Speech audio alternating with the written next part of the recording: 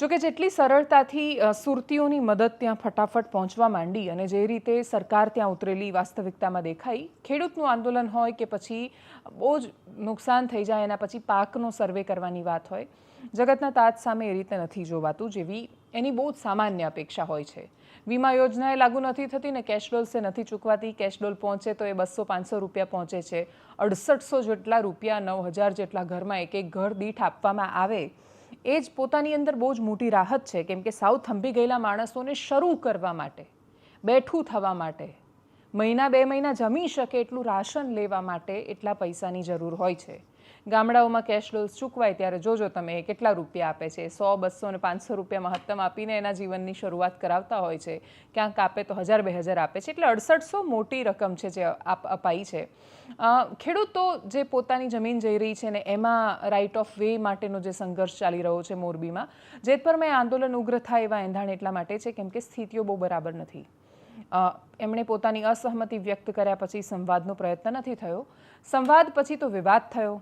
હકાભાઈએ કહ્યું કે આ વેચાયેલા છે, પેલાએ કહ્યું કે સાબિત કરીને બતાવો, ને પછી આખી લડાઈ એટલે મુદ્દો જે છે જમીનનો એ આખો વિવાદમાં પરિણમ્યો.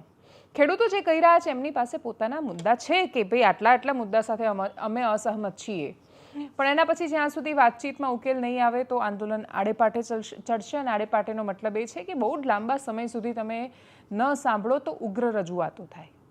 અને રજૂઆતોમાં ઉગ્રતા કોઈ એક માણસ બોલે, 2 માણસ બોલે અને પછી કશું કેવું થાય કે હોય નાની ઘટના અને પછી એને બહુ મોટું સ્વરૂપ મળી જાય અને છેલ્લે ભોગવવાનું ખેડૂતોએ આવે.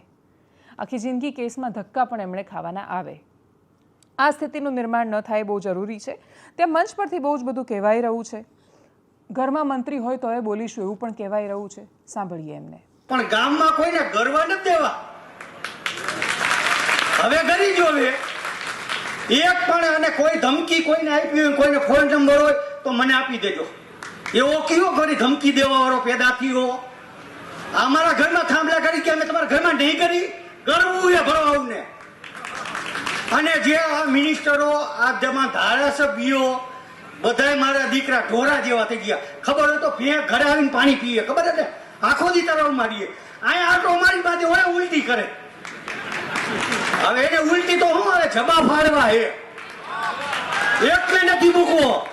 જો ખેડૂતનું વળતર પૂરું ન મળે એટલે એક જે મિનિસ્ટરો લાલ ગાડીમાં રખડે ને 108 માં ગાલવાય અને બાપને આમ કઈ ગાલવાય. હવે કોઈની શરમ નથી રાખવાની. ઘણી રાખી વીદી એક દી મોદી સાહેબ ને કરો એમાં મારે વીદી ભૂઈકું રહેવું પડ્યું. હવે આ બધું બંધ કરો, કોર બંધ કરો, હવે છક્કા મારો, આ બંધ કરો બધું. અને હવે હે ને બધા ખરપિયા બનાવી લ્યો અને સીધું તૂટી પડવાનું. અને મોરબીમાં જે અમારા પન્નારાભાઈને જે ધમકી આપી એને તો હવે કાલવાળો હે. બહુ હારા મારાની દીકરી અહીંયા પાછી ફોલ બદલી કરીને લઈ આવ્યા. એને તો કાલ મળવું પડશે ચોક્કસ જઈ. મને અત્યારે ખબર પડી એટલે કાલ તો એનો વારો કાઢવો હે. પછી આપણે આગળ વધવું છે. અને કલેક્ટરશ્રીએ જે ઝવેરી સાહેબે ઓર્ડર આપ્યો એના બાપના ખેતર હતા, અમારા બાપના હતા, ઈ તો પકડી આવું હોય.